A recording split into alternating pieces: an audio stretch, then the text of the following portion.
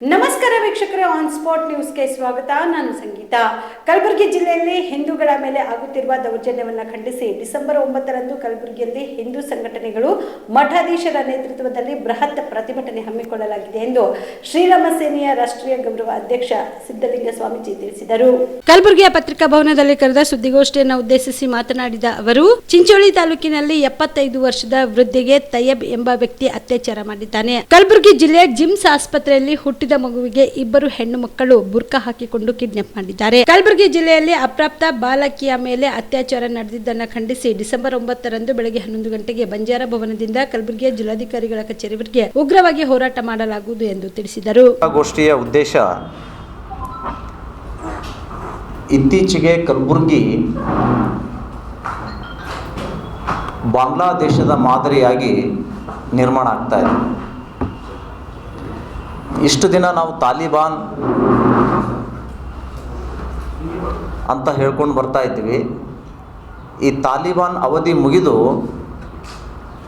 ಬಾಂಗ್ಲಾ ರೀತಿಯ ದೌರ್ಜನ್ಯಗಳು, ಅತ್ಯಾಚಾರಗಳು, ಹಲ್ಲೆಗಳು ಮತ್ತು ಸುಳ್ಳು ಆರೋಪ ಹೊರಿಸಿ ಅಟ್ರಾಸಿಟಿ ಕೇಸ್ಗಳು ಹಾಕುವುದನ್ನು ನಾವು ನೋಡ್ತಾ ಇದ್ದೇವೆ. ಮತ್ತು ಈ ಸರ್ಕಾರದ ವಿರುದ್ಧ ಮಾತನಾಡಿದರೆ, ಸರ್ಕಾರದ ಪ್ರತಿನಿಧಿಗಳ ವಿರುದ್ಧ ಖಂಡಿಸಿದರೆ ಅವ್ರ ಮೇಲೆ ಒಂದಲ್ಲ 2 FIRಗಳನ್ನು ಮಾಡಿ ಬಂಧಿಸುವಂತಹ ಕುಕೃತ್ಯಕ್ಕೆ ನಮ್ಮ ಕಲಬುರಗಿ ಜಿಲ್ಲಾಡಳಿತ ಇಳಿದುಬಿಟ್ಟಿದೆ. ಒಂದು ಸರ್ಕಾರ ಅಂದ ಮೇಲೆ ಅವರ ವಿರುದ್ಧ ಹೋರಾಟ ಮಾಡಲಿಕ್ಕೆ ಅನೇಕ ಸಂಘ ಸಂಸ್ಥೆಗಳು ಮುಂದೆ ಬರ್ತವೆ. ಅವರ ನಡೆಗಳನ್ನು ಉಗ್ರವಾಗಿ ಖಂಡಿಸ್ತವೆ. ಅದನ್ನೂ ಕೂಡ ಇವರಿಗೆ ತಾಳ್ಕೊಳ್ಳೋಕ್ಕಾಗೋಲ್ಲ ಅಂದರೆ ಆ ಸ್ಥಾನದಲ್ಲಿ ಇರಲಿಕ್ಕೆ ಇವರು ಲಾಯಕ್ಕ?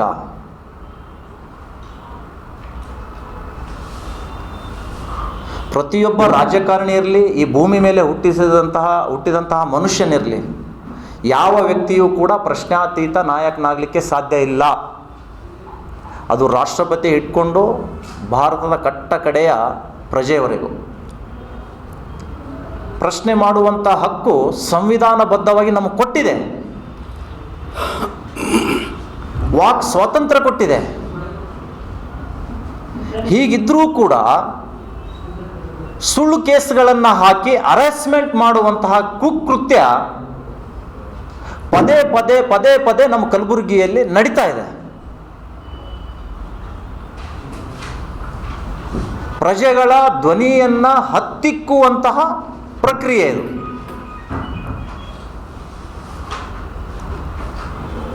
ಚಿಂಚೋಳಿಯಲ್ಲಿ ಒಬ್ಬ ವಯೋವೃದ್ಧೆ, ಬೋವಿ ಸಮಾಜದ ವಯೋವೃದ್ಧೆ, 75 ವರ್ಷದ ಹಣ್ಣು ಅಜ್ಜಿ, ಮುದುಕಿ, ಅವಳ ಮೇಲೆ ಒಬ್ಬ ಜಿಹಾದಿ ರೇಪ್ ಮಾಡ್ತಾನೆ.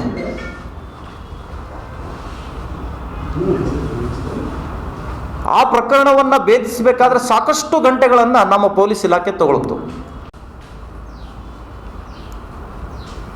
ಇಲ್ಲಿಯ ಪೊಲೀಸ್ ವ್ಯವಸ್ಥೆ ಸಂಪೂರ್ಣವಾಗಿ ಮಿನಿಸ್ಟರ್ ಬಾಲಂಗೋಚಿ ರೀತಿಯಲ್ಲಿ ಕೆಲಸ ಮಾಡ್ತಾ ಇದೆ. ಕಾಂಗ್ರೆಸ್ ಬಾಲಂಗೋಚಿ.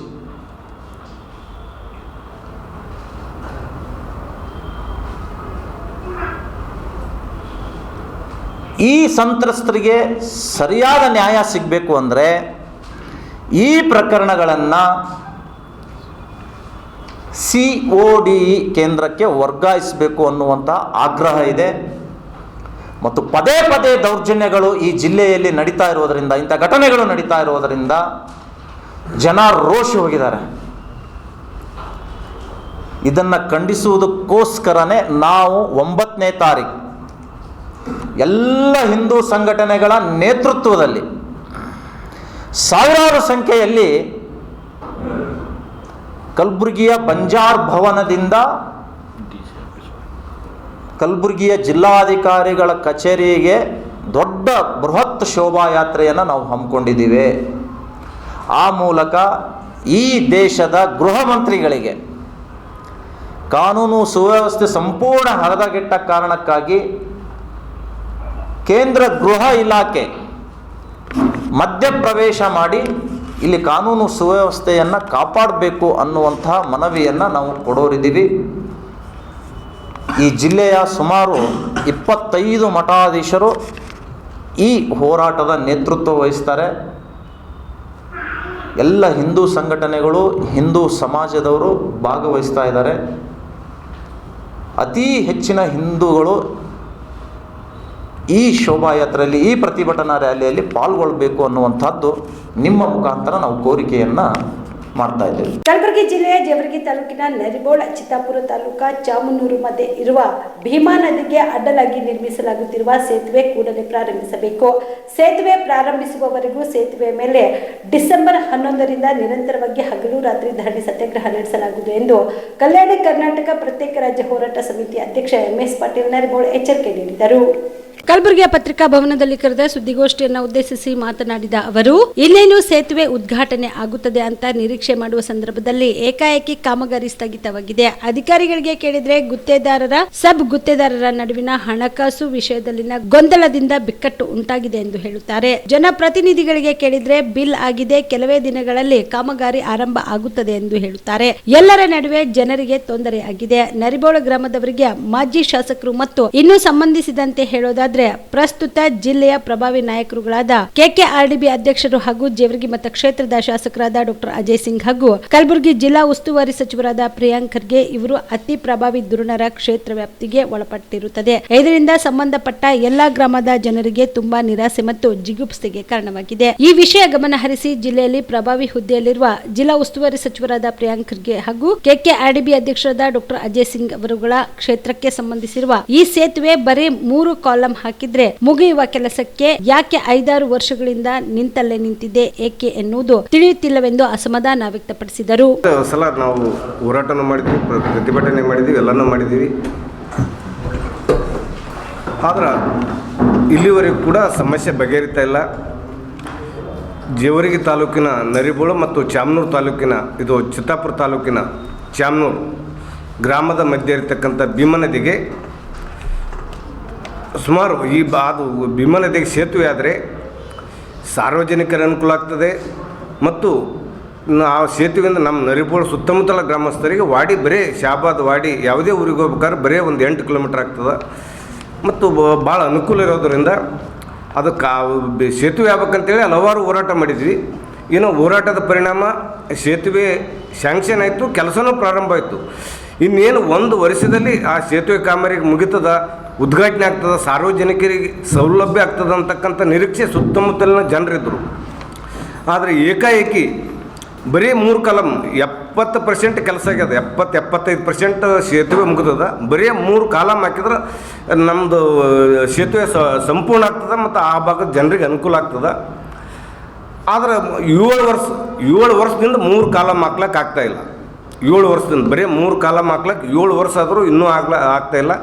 ಆದರೆ ಯಾರಿಗೆ ನಾವು ಜನಪ್ರತಿನಿಧಿಗೆ ಕೇಳ್ರಿ, ಅಧಿಕಾರಿಗಳಿಗೆ ಕೇಳ್ರಿ, ಸಮರ್ಪಕವಾದ ಉತ್ತರ ಬರ್ತಿಲ್ಲ. ಒಬ್ರಿಗೆ ಕೇಳಿದ್ರೆ ಒಬ್ರು ಬಿಲ್ ಆಗಿಲ್ಲರಿ ಅಂತಾರೆ, ಒಬ್ರಿಗೆ ಕೇಳಿದ್ರೆ ಬಿಲ್ ಆಗ್ಯದ್ರಿ, ಸಬ್ ಕಾಂಟ್ರಾಕ್ಟರ್ ಬಿಲ್ ಕೊಟ್ಟಿಲ್ಲ ಅಂತಾರೆ. ಅವ್ರಿಗೆ ಕೇಳಿದ್ರೆ ಇಲ್ಲ ಬಿಲ್ ಆಗ್ಯದ, ಸ್ವಲ್ಪ ದಿವಸ ಚಾಲೂ ಮಾಡ್ತೀವಿ ಅಂತಾರೆ.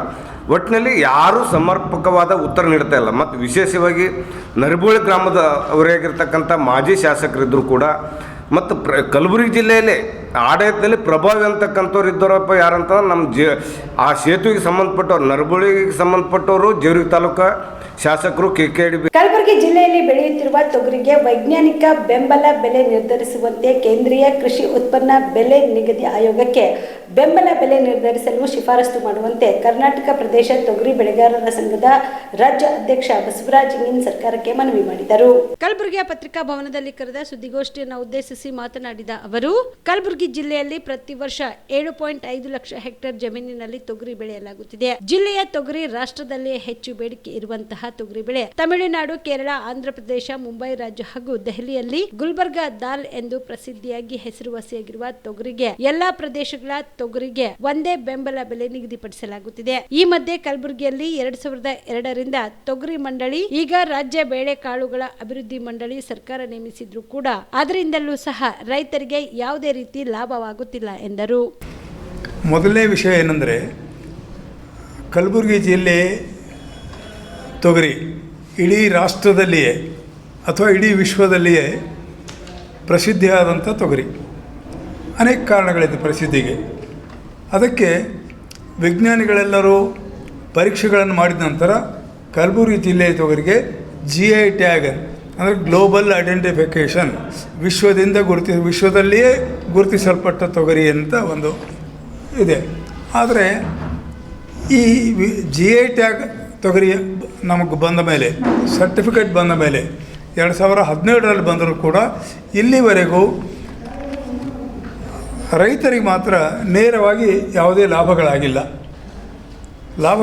ಅಂದರೆ ಅಲ್ರಿ ಮಾರ್ಕೆಟ್ನ ರೇಟು 12,000 11,000 ಇದೆಯಲ್ಲ ಅಂತ ಅನ್ಬೋದು ನೀವು.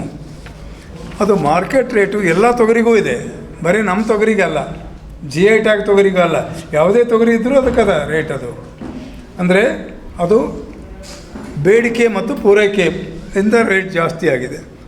ನಮ್ಮ ಮನವಿ ಸರ್ಕಾರಕ್ಕೆ ಏನಿದೆ ಅಂದರೆ, ನೀವು ಬೆಂಬಲ ಬೆಲೆ ಘೋಷಣೆ ಮಾಡ್ತೀರಿ ಪ್ರತಿ ವರ್ಷ. ಬೆಂಬಲ ಬೆಲೆ ಘೋಷಣೆ ಮಾಡುವಾಗ ಪ್ರತಿಯೊಂದು ವಸ್ತುವಿನ ಹೆಸರು ಬರೆದು ಅಲ್ಲಿ ಒಂದು ಬೆಲೆ ನಿಗದಿ ಮಾಡ್ತೀರಿ.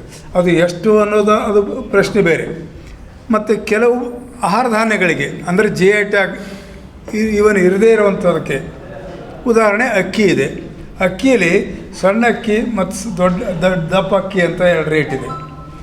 ಕಡಲೆಗೆ ಬೆಂಗಾಲಿ ಚನ ಮತ್ತು ಬೇರೆ ಕಡಲೆ ಅಂತಿದೆ. ಜೋಳದಲ್ಲಿ ಮಾಂದಂಡಿ ಜೋಳ ಮತ್ತು ಬಿಳಿ ಜೋಳ ಅಂತಿದೆ. ಹೀಗೆ ಅನೇಕ ಧಾನ್ಯಗಳಲ್ಲಿದೆ. ಅದಕ್ಕಾಗಿ ನಾವು ಸರ್ಕಾರದೊಂದಿಗೆ ಮನವಿ ಮಾಡ್ತಾ ಇದ್ವಿ, ಏನಂದರೆ ನಮ್ಮ ಕಲಬುರಗಿ ಜಿಲ್ಲೆಯ ತೊಗರಿಗೆ GI ಟ್ಯಾಗ್ ತೊಗರಿ ಅಂತ ಒಂದು ವಿಶಿಷ್ಟ ಕಾಲಮ್ನಲ್ಲಿ ನಮಗೊಂದು ಬೆಂಬಲ ಬೆಲೆ ಫಿಕ್ಸ್ ಆಗಬೇಕು. ಔಷಧಿ ಗುಣ ಸ್ವಲ್ಪ ಹಂಗಾರೆ ವಿಶೇಷ ಆಗಬೇಕಂದ್ರೆ ನಾವು ತೊಗರಿ ಕೊಟ್ಟಿವಲ್ಲ ಅಂತ ಹೇಳಿದರೆ ಅದು ಸರಿ ಆಗೋದಿಲ್ಲ. ಯಾಕಂದರೆ ಅಕ್ಕಿ ಕೊಟ್ಟಿರಿ ನೀವು, ಭತ್ತಕ್ಕೆ ಕೊಟ್ಟಿರಿ ನೀವು, ಮತ್ತು ಅಲ್ಲಿ ಸಣ್ಣ ಅಕ್ಕಿ ಮತ್ತು ಇದು ದಪ್ಪ ಅಕ್ಕಿ ಅಂತ ಯಾಕೆ ಮಾಡ್ತೀರಿ? ಅದಕ್ಕೆ GI ಟ್ಯಾಗ್ನಲ್ಲಿರುವಂಥ ಔಷಧಿ ಗುಣಗಳೇನಿದ್ದಾವೆ, ಆ ಔಷಧಿ ಗುಣ 22% ಪೋಷಕಾಂಶಗಳಿದ್ದಾವೆ ತೊಗರಿನಲ್ಲಿ. ತಮಗೆಲ್ಲ ಈಗಾಗಲೇ ಒಂದು ಸಲ ಭೇಟಿಯಾಗಿದ್ದೆ, ತಮಗೂ ಹೇಳಿದ್ದೀನಿ, ತಮಗೆ ಗೊತ್ತೂ ಇದೆ, ಯಾಕೆ ಪತ್ರಿಕೆಗಳೆಲ್ಲ ಭಾಳ ಸಲ ಬಂದಿದೆ. ಅಂದರೆ GI ಟ್ಯಾಗಿನಲ್ಲಿ 22% ಅಂದರೆ 1 kg ತೊಗರಿ ತೊಗೊಂಡ್ರೆ 22 ಇದಕ್ಕೆ ಅಂಶ ಅದರಲ್ಲಿ ಔಷಧಿ ಗುಣ ಇದೆ. ಎರಡನೇದಾಗಿ ವಿಟಮಿನ್ಸ್ ಇದೆ. ನಮ್ಮ ಜಿಲ್ಲೆಯಲ್ಲಿ ಮಾತ್ರ ಆ ವಿಟಮಿನ್ ಸಿಗಲಿಕ್ಕೆ ಸಾಧ್ಯ ಇದೆ.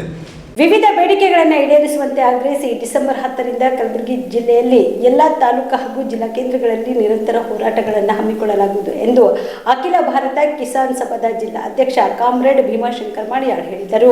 ಕಲಬುರಗಿಯ ಪತ್ರಿಕಾ ಭವನದಲ್ಲಿ ಕರೆದ ಸುದ್ದಿಗೋಷ್ಠಿಯನ್ನು ಉದ್ದೇಶಿಸಿ ಮಾತನಾಡಿದ ಅವರು, ಕಲಬುರಗಿ ಜಿಲ್ಲೆಯಲ್ಲಿ ಈ ಬಾರಿ ಒಳ್ಳೆಯ ಮಳೆ ಬಂದಿರುವುದರಿಂದ ತೊಗರಿ ಬೆಳೆಗಳು ಸಂಪೂರ್ಣವಾಗಿ ಬೆಳೆದು ಹೂವು ಕಾಯಿ ಬಿಡುವ ಹಂತದಲ್ಲಿದ್ದು, ಗೊಡ್ಡು ರೋಗ ಬಂದಿರುವುದರಿಂದ ಕೈಗೆ ಬಂದಿರುವ ತುತ್ತು ಬಾಯಿಗೆ ಬರದೆ ಸಂಪೂರ್ಣವಾಗಿ ನೆಟೆ ರೋಗದಿಂದ ಒಣಗಿ ಹೋಗಿವೆ. ರೈತರು ಸಾಕಷ್ಟು ಸಾಲ ಸೋಲ ಮಾಡಿ ಗೊಬ್ಬರ, ಬೀಜ, ಕಸ ತೆಗೆಯುವುದು, ಸಾಗುವಳಿ ಮಾಡಿ ಲಕ್ಷಾಂತರ ರೂಪಾಯಿ ಹಣ ಖರ್ಚು ಮಾಡಿ ವರ್ಷವಿಡೀ ದುಡಿದು ಈಗ ತೊಗರಿ ಬೆಳೆ ಒಣಗಿ ನಿಂತಿರುವುದರಿಂದ ರೈತರ ಜೀವನ ಬಹಳ ಕಷ್ಟಕರಮಯವಾಗಿದೆ. ಆದ್ದರಿಂದ ಕೇಂದ್ರ ಮತ್ತು ರಾಜ್ಯ ಸರ್ಕಾರಗಳು ತಕ್ಷಣ ರೈತರ ನೆರವಿಗೆ ಬಂದು ಪ್ರತಿ ಎಕರೆಗೆ 25,000 ರೂಪಾಯಿ ಪರಿಹಾರ ಧನ ಕೊಡಬೇಕು. ಪ್ರತಿ ಕ್ವಿಂಟಾಲ್ ತೊಗರಿಗೆ 12,000 ರೂಪಾಯಿ ಬೆಂಬಲ ಬೆಲೆ ನೀಡಬೇಕು.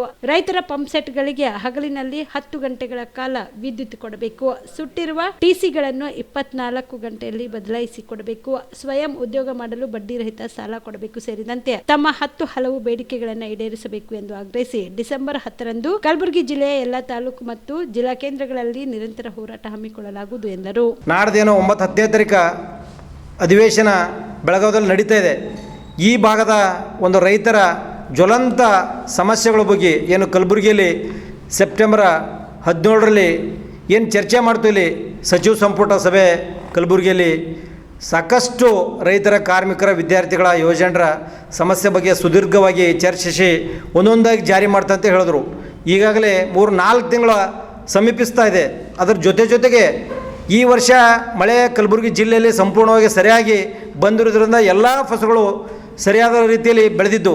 ಆದರೆ ಹೋದ ತಿಂಗಳ ಏನು ನವಂಬರ್ 1-2 ದೀಪಾವಳಿ ಹಬ್ಬ ಬಂತು, ಆವಾಗ ಆಕಸ್ಮಿಕವಾಗಿ ಬಿರುಗಾಳಿ ಮತ್ತು ಈ ತೊಗರಿಗಳು ನೆಟೆ ಹೊಡೆದ್ರಿಂದ ಬಂದಂಥ ಎಲ್ಲ ತೊಗರಿ ಬೆಳೆಗಳು ಸಂಪೂರ್ಣವಾಗಿ ಕೊಚ್ಕೊಂಡು ಒಣಗಿ ನಿಂತಿವೆ.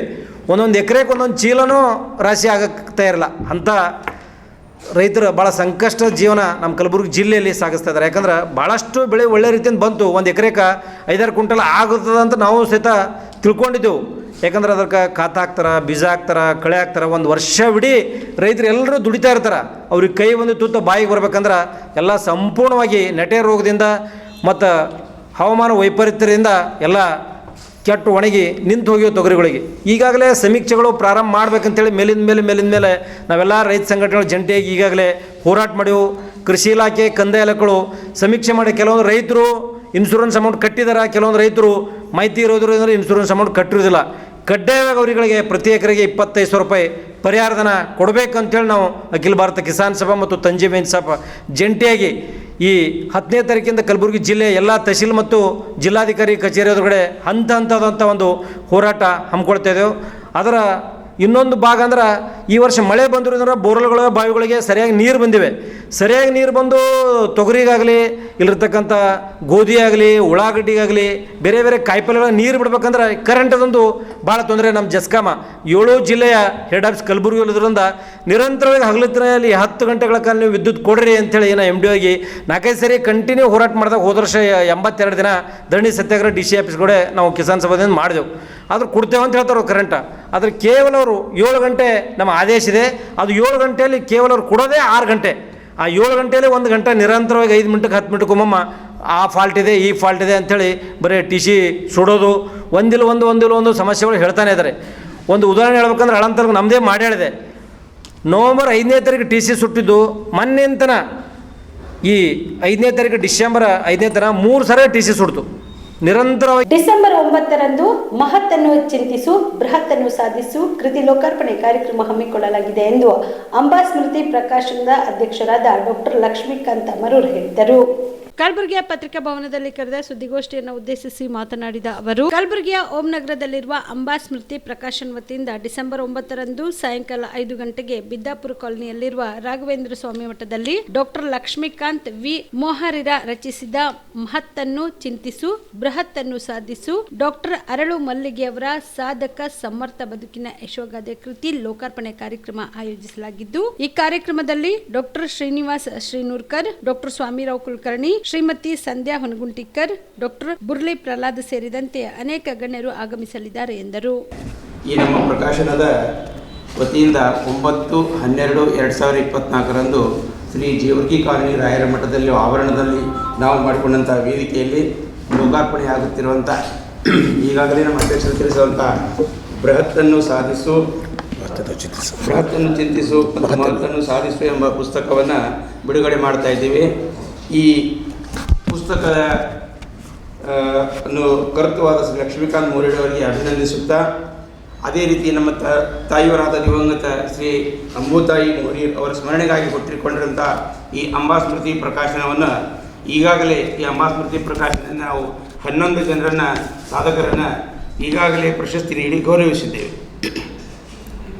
ನಮ್ಮ ಮೃತ ಸ್ವರ್ಗವಾಸಿಯಾದ ತಾಯಿ ಅಂಬುತಾಯಿಯವರು ತುಂಬ ಸಂಸ್ಕಾರಯುಕ್ತ ಮತ್ತು ದೇವಲ್ ಗಾಣಗಾಪುರದಲ್ಲಿ ಜನಿಸಿ ಬಾಲ್ಯದಿಂದ ಸಂಗೀತ, ಸಾಹಿತ್ಯ, ಮರಾಠಿ ಸಾಹಿತ್ಯ, ದಾಸ ಸಾಹಿತ್ಯಕ್ಕೆ ಅನೇಕ ರೀತಿ ತಮ್ಮದೇ ಆದ ಹಳೆಯ ಕಾಲದ ಕೊಡುಗೆ ಕೊಟ್ಟಿದ್ದಾರೆ. ಅಂದರೆ ಈ ಕಾಲದ ಥರ ಏನು ಪುಸ್ತಕಗಳು ಪ್ರಿಂಟದ್ ಆಗ್ತಿದ್ದಿಲ್ಲ, ಬಾಯಿಪಾಠ ಮಾಡಿಸುವುದು, ಮಂದಿಗೆ ಹೇಳುವುದು, ಈ ಥರದಿಂದ ಅವರು ಕೂಡ ತಾವು ಸ್ವಂತ ಜಗನ್ನಾಥ ದಾಸರ ಹರಿಕಥಾಮೃತ ಸಾರನ್ನು ಕೂಡ ಕಂಠಪಾಠ ಮಾಡಿದಂತ ಹೇಳಲಿಕ್ಕೆ ನನಗೆ ಹೆಮ್ಮೆ ಅನಿಸುತ್ತದೆ. ಹೀಗಾಗಿ ದಾಸ ಸಾಹಿತ್ಯದ ಬಗ್ಗೆ ಅವರಿಗಿದ್ದ ಪ್ರೀತಿ ಅಪಾರವಾಗಿತ್ತು. ಅದಕ್ಕಾಗಿ ಅವರ ಸ್ಮರಣಾರ್ಥವಾಗಿ ಈ ಬಾರಿ ನಾವು ರಾಘವೇಂದ್ರ ಸ್ವಾಮಿ ಮಠದಲ್ಲಿ ಹಮ್ಮಿಕೊಂಡಿರುವಂಥ ಕಾರ್ಯಕ್ರಮದಲ್ಲಿ 4 ಹರಿದಾಸರಿಗೆ ದಾಸಾಮೃತ ಪ್ರಶಸ್ತಿ ನೀಡಿ ಗೌರವಿಸುತ್ತಿದ್ದೇವೆ ಮತ್ತು 6 ಭಜನಾ ಮಂಡಳಿಯವರಿಗೆ ಕೂಡ ಸನ್ಮಾನ ಮಾಡೋ ಕಾರ್ಯಕ್ರಮ ಹಮ್ಮಿಕೊಂಡಿದ್ದೇವೆ. ಈ ಕಾರ್ಯಕ್ರಮದಲ್ಲಿ ಡಾಕ್ಟರ್ ಲಕ್ಷ್ಮೀಕಾಂತ್ ವಿ ಮೌರ್ಯರವರ ಕೃತಿ ಲೋಕಾರ್ಪಣೆಗೊಳ್ಳುತ್ತಿದ್ದು, ಶ್ರೀಯುತರು ಅಂದರೆ ಅಧ್ಯಕ್ಷರು ಈಗಾಗಲೇ ರಾಷ್ಟ್ರೀಯ ಮತ್ತು ಅಂತಾರಾಷ್ಟ್ರೀಯ ಪ್ರಬಂಧಗಳನ್ನು ರಚಿಸಿ ಸಾರಸ್ವತ ಲೋಕಕ್ಕೆ ಹೆಚ್ಚಿನ ಕೊಡುಗೆ ನೀಡಿದ್ದಾರೆ. ಅಂಬಾಸ್ಮೃತಿ ಪ್ರಕಾಶದ 2.5 ವರ್ಷ ಪೂರೈಸಿರುವ 2025ನೇ ಇಸ್ವಿಯ ಕಾಲಿಡುತ್ತಿದ್ದೇವೆ. ಮುಂದಿನ ದಿನಮಾನಗಳಲ್ಲಿ ಸಾಮಾಜಿಕ, ಧಾರ್ಮಿಕ, ಸಾಹಿತ್ಯ ಮುಂತಾದ ಕಾರ್ಯಕ್ರಮ ರಂಗಗಳಲ್ಲಿ ಕಾರ್ಯ ಮಾಡುವ ಇಂಗಿತವು ನಮ್ಮದಾಗಿದೆ. ಹೆಣ್ಣು ನೋಡುವ ಶಾಸ್ತ್ರಕ್ಕೆ ಅಂತ ಕುಟುಂಬ ಸಮೇತವಾಗಿ ಪಕ್ಕದ ಯಾದಗಿರಿ ಜಿಲ್ಲೆಗೆ ಹೋಗುತ್ತಿದ್ರು. ಖುಷಿಯಾಗಿ ಬರ್ತಿದ್ದ ಅವರಿಗೆ ತೊಗರಿ ಕಟಾವು ಮಷಿನ್ ಯಮಸ್ವರೂಪಿಯಾಗಿ ಬಂದಿತ್ತು. ಹೆಣ್ಣು ನೋಡಲು ಹೋದ 5 ಮಸಣ ಸೇರಿದ್ದಾರೆ. ಕ್ರೂಸರ್ ವಾಹನ ಓವರ್ಟೇಕ್ ಮಾಡುವ ಭರದಲ್ಲಿ ಅಪಘಾತ ಸಂಭವಿಸಿದೆ. ಇನ್ನೂ ಶವಗಳ ರುಂಡ ಕಟ್ಟಾಗಿದ್ದು ಅಪಘಾತದ ಭೀಕರತೆಗೆ ಸಾಕ್ಷಿಯಾಗಿದೆ. ಅದು ಎಲ್ಲಿ ಅಂತೀರಾ? ಈ ವರದಿ ನೋಡಿ.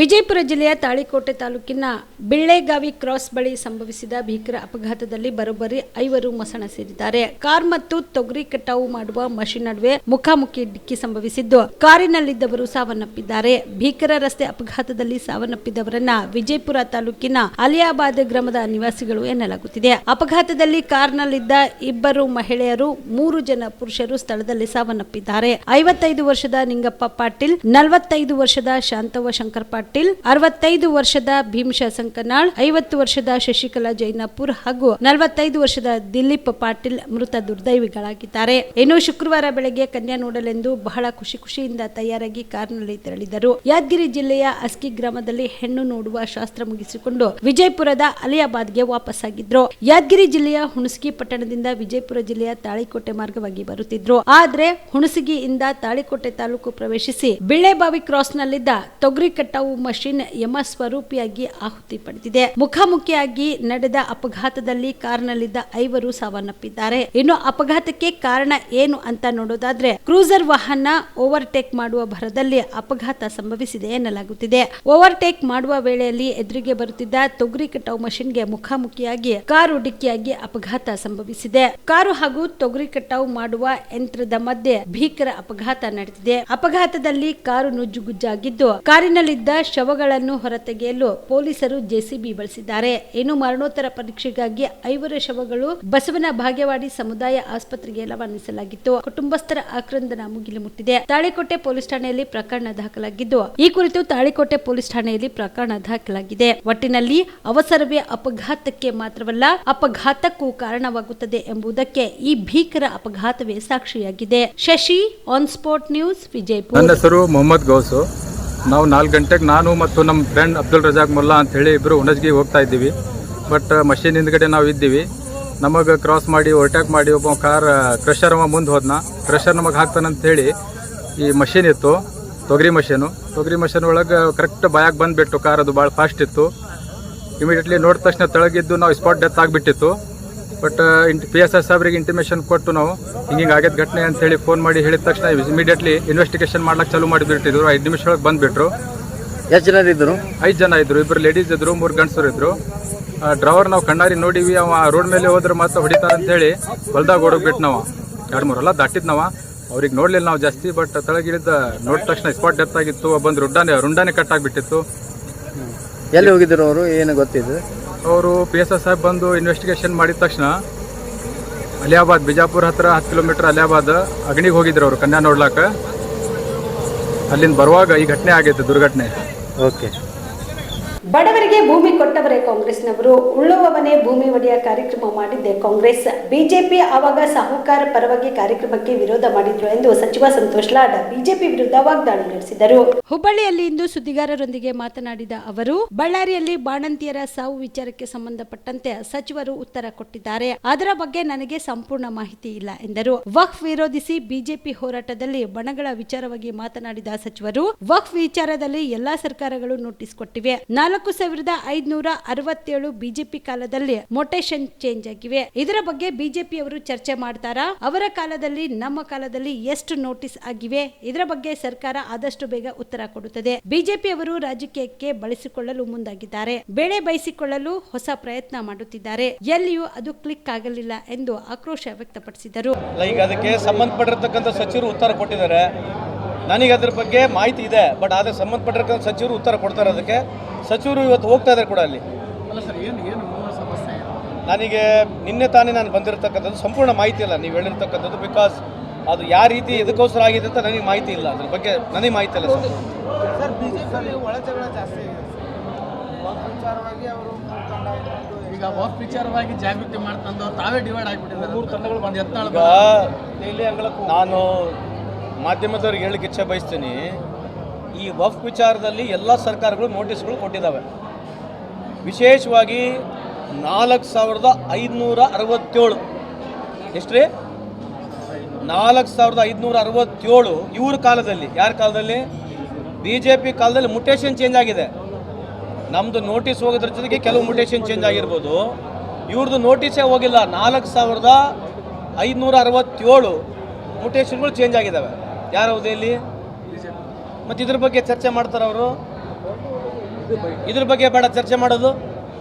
ನೀವು ಇದನ್ನು ಕೇಳಿ, ನಾವು ಹೇಳಿದ್ದು ಸರಿ ಇದೆಯೋ ತಪ್ಪಿದೆ ಕೇಳಿ. ಇದು ನಾಳೆ ನಾಡ್ದೆ ನಿಮಗೆಲ್ಲ ಸರ್ಕಾರನೇ ಉತ್ತರ ಕೊಡುತ್ತೆ. ಅವ್ರ ಕಾಲದಲ್ಲಿ ಎಷ್ಟು ನೋಟಿಸ್ಗಳಾಗಿದ್ದಾವೆ, ನಮ್ಮ ಕಾಲದಲ್ಲಿ ಎಷ್ಟು ನೋಟಿಸ್ ಆಗಿದ್ದಾವೆ. ನೋಟಿಸ್ ಆಗ್ತಕ್ಕಂಥದ್ದು ಇವಾಗಲ್ಲ, ಎಲ್ಲ ಸರ್ಕಾರಗಳು ನೋಟಿಸ್ಗಳು ಮಾಡ್ತಾನೆ ಇದ್ದಾವೆ. ಇದು ಇವರಿಗೆ ರಾಜಕೀಯ ಬೇಕಾಗಿತ್ತು, ಎಲೆಕ್ಷನ್ ಹತ್ರ ಇತ್ತಲ್ಲ, ಅದನ್ನೇನೋ ಬೆಳೆಸ್ಕೊಳ್ಳಕ್ಕೆ ಹೋಗಿ ಒಂದು ಪ್ರಯತ್ನ ಮಾಡಿದ್ರು, ಎಲ್ಲಿ ಕ್ಲಿಕ್ ಆಗಿಲ್ಲ. ಸೊ ಇದು ಯಾವಾಗಲೂ ರಾಜಕೀಯ ದೃಷ್ಟಿಯಿಂದ ಮಾಡ್ತಾರೆ ಹೊರತು ಸಾರ್ವಜನಿಕರ ಜೀವನ ದೃಷ್ಟಿಯಿಂದ ಮಾಡೋದಿಲ್ಲ. ಇವ್ರು ಯಾವ ಭೂಮಿ ಬಗ್ಗೆ ಮಾತನಾಡ್ತಾರೆ? ಉಳವನ ಒಡೆಯ ಕಾರ್ಯಕ್ರಮ ಮಾಡಿದ್ದ ಕಾಂಗ್ರೆಸ್ ಪಕ್ಷ. ಉಳವನ ಒಡೆಯ ಕಾರ್ಯಕ್ರಮ ಮಾಡಿ ಅವಾಗ BJP ವಿರುದ್ಧವಾಗಿತ್ತು. BJP ಯಾವಾಗಲೂ ಸಾಹುಕಾರ ಪರವಾಗಿತ್ತು. 10,000 ಎಕರೆ, 15,000 ಎಕರೆ, 50,000 ಎಕರೆ ಯಾರ ಹತ್ರ ಇತ್ತು ಅದನ್ನು ಇಂದಿರಾ ಗಾಂಧಿಯವರು ಕಾನೂನು ಮಾಡಿದ, ಕಾಂಗ್ರೆಸ್ ಪಕ್ಷ ಇಂದಿರಾ ಗಾಂಧಿಯವರು ಕಾನೂನು ಮಾಡೋದ ಮುಖಾಂತರ ಬಡವರಿಗೆ ಕೊಡಿಸಿರ್ತಕ್ಕಂಥ ಪಕ್ಷ ನಾವು.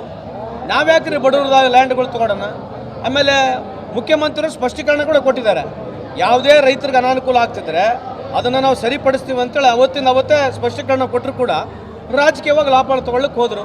ಈಗ 4,500 ಇವ್ರ ಅವಧಿಯಲ್ಲಿ ಹೋಗಿತ್ತಲ್ಲ, ಇದ್ರ ಬಗ್ಗೆ ಮತ್ತೆ ಯಾರು ಸರ್ವೆ ಮಾಡಿದ್ರು? ಇವ್ರು ಮಾಡ್ತಾರಂತ ಹೋಗಿ ನಾವು ಲೀಸ್ಟ್ ಕೊಡ್ತೀವಿ ಇನ್ಮೇಲೆ ನಿಮಗೆ, ಅದನ್ನು ಸರ್ವೆ ಮಾಡಿ ಕೇಳಲ್ಲ. ಮತ್ತೆ ಹೋಗಿ ಜಾಗೃತಿ ಮಾಡ್ತಾ ಇದ್ದಾರೆ. ಮತ್ತೆ ಇವ್ರ ಕಾಲದಲ್ಲಿ ಆಗಿತ್ತು, ಅದು ಹೆಂಗೆ ಮಾಡೋದೀಗ? ಜಾಗೃತಿ ಮಾಡ್ತಾ ಇದ್ರೆ ವರದಿ ತಯಾರು ಮಾಡ್ತಾ ಇದ್ದಾರೆ, ಅದನ್ನ ಹೇಳ್ಬೇಕಲ್ವಾ ಅವರು? ಯಾರು ಹೇಳ? ಅದೇ ರೀ, ಈಗ ನಾವು ಅದನ್ನೇ ಕೇಳ್ತಾ ಇರೋದು. ನಾವು ಸಂಪೂರ್ಣ ಮಾಹಿತಿ ತಗೊಂಡು ಅವ್ರಿಗೆ. Yallappa Kundgol, on spot news, Hubballi. Ballari ಆಸ್ಪತ್ರೆಗೆ ಇಂದು ಆರೋಗ್ಯ ಸಚಿವರು ಹಾಗೂ ಇಲಾಖೆ ಅಧಿಕಾರಿಗಳು ಭೇಟಿ ಕೊಟ್ಟು ಬಾಣಂತಿ ಸಾವಿನ ಕುರಿತು ಪರಿಶೀಲನೆ ನಡೆಸಿದ್ದಾರೆ ಎಂದು ಮುಖ್ಯಮಂತ್ರಿ ಸಿದ್ದರಾಮಯ್ಯ ತಿಳಿಸಿದರು. ಚಾಮರಾಜನಗರದ ನರಿಪುರ ಗ್ರಾಮದಲ್ಲಿ ಮಾಧ್ಯಮದವರೊಂದಿಗೆ ಮಾತನಾಡಿದ ಅವರು, ಬಳ್ಳಾರಿ ಆಸ್ಪತ್ರೆ ಮೇಲೆ ಇಂದು ಲೋಕಾಯುಕ್ತ ದಾಳಿಯಾಗಿರುವ ಬಗ್ಗೆ ಮಾಧ್ಯಮದವರ ಪ್ರಶ್ನೆಗೆ ಉತ್ತರಿಸಿ, 4 ಬಾಣಂತಿಯರು ಮರಣ ಹೊಂದಿದಾಗ ಸಭೆ ಕರೆಯಲಾಗಿತ್ತು. 5ನೇ ಬಾಣಂತಿ ಮೃತಪಟ್ಟಿರುವ ಬಗ್ಗೆ ನಿನ್ನೆ ನಡೆದ ಸಚಿವ ಸಂಪುಟ ಸಭೆಯಲ್ಲೂ ಚರ್ಚೆ ನಡೆದಿದೆ. ಕಳಪೆ ಗುಣಮಟ್ಟದ ಔಷಧಿ ಸರಬರಾಜು ಮಾಡುತ್ತಿರುವ ಕಂಪನಿಯನ್ನು ಕಪ್ಪು ಪಟ್ಟಿಗೆ ಸೇರಿಸಲಾಗಿದೆ ಹಾಗೂ ಔಷಧಿ ನಿಯಂತ್ರಕರನ್ನು ಅಮಾನತು ಮಾಡಲಾಗಿದೆ ಎಂದರು. ಅಭಿವೃದ್ಧಿ ಆಯುಕ್ತರ ಅಧ್ಯಕ್ಷತೆಯಲ್ಲಿ ಸಮಿತಿಯನ್ನ ರಚಿಸಿ ವರದಿ ಸಲ್ಲಿಸಲು ಸೂಚಿಸಿದೆ. ವರದಿ ಬಂದ ನಂತರ ತಪ್ಪಿತಸ್ಥರ ಮೇಲೆ ಕ್ರಮ ಕೈಗೊಳ್ಳಲಾಗುವುದು. ಈಗಾಗಲೇ ಅಗತ್ಯ ಕ್ರಮಗಳನ್ನ ಕೈಗೊಳ್ಳಲಾಗುವುದು ಎಂದರು. ಲೋಕಾಯುಕ್ತ ರೈಡ್ ಆಗಿದೆ ಸರ್, ಬಳ್ಳಾರಿ ಹಾಸ್ಪಿಟಲ್ ಮೇಲೆ ರೈಡ್ ಆಗಿದೆ ಸರ್. ಈಗ ನಾವು ನೋಡಪ್ಪ, 4 ಜನ ಮಹಿಳೆಯರು ಬಾಣಂತಿಯರು, ಈಗ 5ನೇದಾಗಿದೆ. 4 ಜನ ಸತ್ತಾಗ ನಾವು ಒಂದು ಮೀಟಿಂಗ್ ಮಾಡಿದ್ದೆ, ಕ್ಯಾಬಿನೆಟ್ನಲ್ಲಿ ಚರ್ಚೆ ಮಾಡಿದ್ದೀವಿ. ಇವತ್ತು ಮಿನಿಸ್ಟರ್ ಹೋಗ್ತಾ ಇದ್ದಾರೆ ಅಲ್ಲಿಗೆ, ಮತ್ತು ಹೆಲ್ತ್ ಡಿಪಾರ್ಟ್ಮೆಂಟ್ನ ಅಧಿಕಾರಿಗಳು ಕೂಡ ಹೋಗ್ತಾ ಇದ್ದಾರೆ. ಅದು ಯಾಕೆ ಆಗ್ತಾ ಇದೆ ಅಂತಕ್ಕಂಥದ್ದು ನಾವು ಒಂದು ಔಷಧಿ ಅದು ಸರಿ ಇಲ್ಲ, ಅದರಿಂದ ಆಗಿದೆ ಅಂತಕ್ಕಂಥದ್ದು ಮಾಡಿ ಇವನ್ನ ಸಸ್ಪೆಂಡ್ ಮಾಡಿದ್ದು, ಯಾರನ್ನ ಡ್ರಗ್ ಕಂಟ್ರೋಲರ್ ಸಸ್ಪೆಂಡ್ ಮಾಡಿ, ಅವ್ರು ಯಾರು ಔಷಧಿ ಸಪ್ಲೈ ಮಾಡಿದ್ರಲ್ಲ ಅವ್ರನ್ನ ಬ್ಲ್ಯಾಕ್ ಲಿಸ್ಟ್ಗೆ ಹಾಕಿದ್ದಾರೆ. ಜೊತೆಗೆ ಒಂದು ಕಮಿಟಿ ಕೂಡ ಮಾಡಿದ್ದು, ಡೆವಲಪ್ಮೆಂಟ್ ಕಮಿಷನರ್ ಅಧ್ಯಕ್ಷತೆಯಲ್ಲಿ ಒಂದು ಕಮಿಟಿ ಕೂಡ ಮಾಡಿದ್ದು. ಅವರು ಒಂದು ವರದಿ ಕೊಡಿ ಅಂತ ಹೇಳಿದ್ದು. ಅವ್ರು ವರದಿ ಕೊಟ್ಟ ಮೇಲೆ ಯಾರು ತಪ್ಪಿತಸ್ಥಿದ್ದಾರೋ ಅವ್ರ ಮೇಲೆ ಕ್ರಮ ತಗೋತೀವಿ. ಈಗಾಗಲೇ ತಗೊಂಡಿದ್ದೀವಿ, ಇನ್ನು ಮುಂದೇನು ಕೂಡ ತಗೋತೀವಿ. ಅದು ಪರಿಹಾರ 2 ಲಕ್ಷ ಕೋಟಿ ಕಡಿಮೆ ಆಯ್ತು ಅನ್ಸಲ್ವಾ ಸರ್? ಬೇರೆ ಬೇರೆ ಕೋಮು ಸೌಹಾರ್ದ ಗಲಾಟೆ ಆದ್ರೆ 5 ಲಕ್ಷ 10 ಲಕ್ಷ ಪರಿಹಾರ ಕೊಡ್ತಾರೆ, ಜೀವಗಳು ಹೋಗಿದೆ. ಆದ್ರೆ ಬರೀ 2 ಲಕ್ಷ ಕೊಟ್ಟಿರೋದು ಸರಿ ಇಲ್ಲ ಅಂತ ಯಾರು ನೀನು ಹೇಳ್ತಾ ಇದ್ದೀವಿ? ಅಲ್ಲ ಸರ್, ಜನಗಳು ಕೂಡ ಕೇಳ್ತಾ ಇದ್ದಾರೆ ಸರ್. ಯಾವ ಜನಗಳು? ಕುಟುಂಬಸ್ಥರು ಕೇಳ್ತಾ ಇದ್ದಾರೆ ಸರ್, ದುಡ್ಡು ಕಡಿಮೆ ಆಯ್ತು ಅಂತ ಸರ್. ಈಗ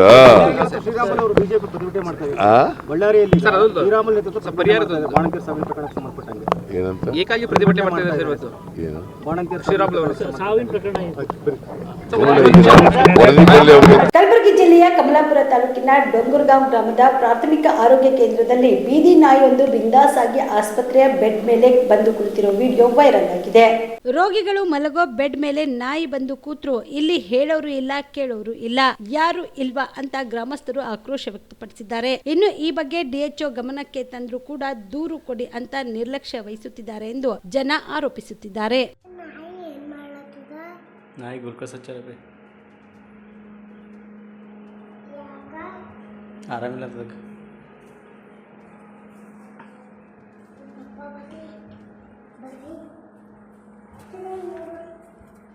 ಬೆಂಗಳೂರಿನ ವೀರಭದ್ರ ನಗರದ ಬಸ್ ನಿಲ್ದಾಣದ ಬಳಿ ಪ್ರತಿಷ್ಠಾಪಿಸಲಾಗಿರುವ ಸಿದ್ಧಗಂಗಾ ಶ್ರೀಗಳಾದ ಲಿಂಗೈಕ್ಯ ಶಿವಕುಮಾರ ಸ್ವಾಮೀಜಿಯವರ ಪುತ್ಥಳಿ ವಿರೂಪಗೊಳಿಸಿದ ಆರೋಪಿಗಳಿಗೆ ಕಠಿಣ ಕಾನೂನು ಕ್ರಮ ಕೈಗೊಳ್ಳಬೇಕು ಎಂದು ಚಿಂಚೋಳಿ ತಾಲೂಕಾ ವೀರಶೈವ ಲಿಂಗಾಯತ ಸಮಾಜ ಮತ್ತು ಸಿದ್ಧಗಂಗಾ ಶ್ರೀಗಳ ಅಭಿಮಾನಿ ಬಳಗದ ವತಿಯಿಂದ ತಹಸೀಲ್ ಕಾರ್ಯಾಲಯದಲ್ಲಿ ಪ್ರತಿಭಟನೆ ಮಾಡಿ ತಹಸೀಲ್ದಾರ್ ಮುಖಾಂತರ ಮುಖ್ಯಮಂತ್ರಿಗಳಿಗೆ ಮನವಿ ಪತ್ರ ಸಲ್ಲಿಸಲಾಯಿತು.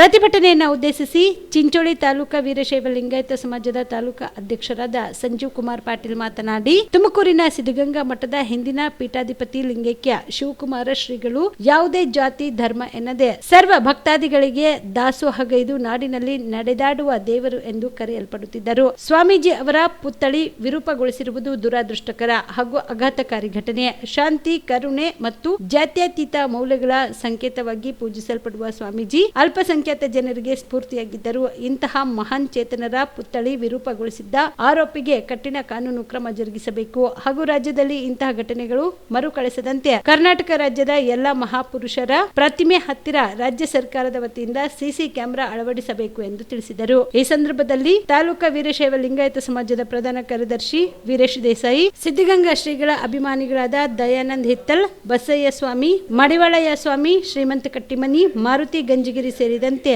ಸಿದ್ಧಗಂಗಾ ಶ್ರೀಗಳ ಅಭಿಮಾನಿಗಳು ಭಾಗಿಯಾಗಿದ್ದರು. Sanjeev Kumar Patil, on spot news, Chincholi. ಬೆಂಗಳೂರಿನಲ್ಲಿ ವೀರಭದ್ರ ನಗರದಲ್ಲಿ ಸಿದ್ಧಗಂಗಾ ಶ್ರೀಗಳ ಪ್ರತಿಮೆ ಹತ್ತಿರ ಕೆಲ ಕಿಡಿಗೇಡಿಗಳು ಮೂರ್ತಿಯನ್ನು ಧ್ವಂಸ ಮಾಡಿದ್ದಕ್ಕಾಗಿ ಇಂದು ಚಿಂಚೋಳಿ ತಾಲೂಕಾ ವೀರಶೈವ ಲಿಂಗಾಯತ ಸಮಾಜ ಮತ್ತು ಸಿದ್ಧಗಂಗಾ ಸ್ವಾಮೀಜಿಗಳ ಅಭಿಮಾನಿ ಬಳಗ ವತಿಯಿಂದ ಇಂದು ಚಿಂಚೋಳಿ ತಹಸೀಲ್ದಾರ್ ಮುಖಾಂತರ ರಾಜ್ಯದ ಮುಖ್ಯಮಂತ್ರಿಗಳಾದ ಸಿದ್ದರಾಮಯ್ಯ ಅವರಿಗೆ ಮನವಿ ಪತ್ರ ನೀಡಿದ್ದೇವೆ.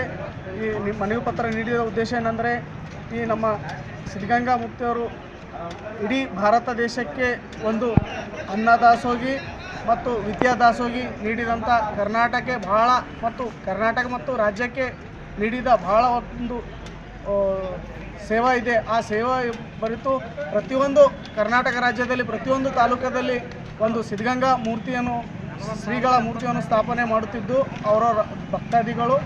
ಅದೇ ರೀತಿ ಬೆಂಗಳೂರಿನಲ್ಲಿ ಕೂಡ ಬಸ್ ನಿಲ್ದಾಣ ಹತ್ತಿರ ವೀರಭದ್ರ ನಗರದಲ್ಲಿ ಸ್ಥಾಪನೆ ಮಾಡಿದ್ದರು. 2 ದಿವಸ ಹಿಂದೆಗಡೆ ಕೆಲ ಕಿಡಿಗೇಡಿಗಳು ಆ ಮೂರ್ತಿಯನ್ನು ಧ್ವಂಸ ಮಾಡಿದ್ದಾರೆ. ಆ ಆರೋಪಿಗಳು ಕೂಡ ಪೊಲೀಸರಿಗೆ ಸಿಕ್ಕಿದ್ದಾರೆ. ಕೂಡಲೇ ರಾಜ್ಯ ಸರ್ಕಾರ ಯಾರು ಕೃತ್ಯವೆಸಗಿಸಿದ್ದಾರೆ ಅವರಿಗೆ ಕಾನೂನು ಕ್ರಮ ಜರುಗಿಸಿ ಸೂಕ್ತ ಶಿಕ್ಷೆಯನ್ನು ನೀಡಬೇಕು ಮತ್ತು ಕರ್ನಾಟಕ ರಾಜ್ಯದಲ್ಲಿ ಇರ್ತಕ್ಕಂಥ ಎಲ್ಲ ಮಹಾಪುರುಷರ ಪ್ರತಿಮೆಯಲ್ಲಿ ಹತ್ತಿರ ರಾಜ್ಯ ಸರ್ಕಾರ ವತಿಯಿಂದ ಸಿಸಿ ಕ್ಯಾಮ್ರಾ ಅಳವಡಿಸಿ ಇಂಥ ಘಟನೆ ಮರುಕಳಿಸದಂತೆ ರಾಜ್ಯ ಸರ್ಕಾರವು ಮುನ್ನೆಚ್ಚರ ವಹಿಸಿಕೊಳ್ಳಬೇಕೆಂದು ಇಂದು ಚಿಂಚೋಳಿ ತಾಲೂಕಾ ವೀರಶೈವ ಸಮಾಜ ವತಿಯಿಂದ ಮತ್ತು ಸಿದ್ಧಗಂಗಾ ಶ್ರೀಗಳ ಅಭಿಮಾನಿ ಬಳಗ ವತಿಯಿಂದ ಒತ್ತಾಯಿಸುತ್ತಿದ್ದೇವೆ. ಇವಿಷ್ಟು ಈವರೆಗಿನ ಸುದ್ದಿಗಳು. ಹೀಗೆ ನೋಡ್ತಾ ಇರಿ ಆನ್ ಸ್ಪಾಟ್ ನ್ಯೂಸ್. ಇದು ಕ್ಷಿಪ್ರ, ನಿಖರ, ನೇರ.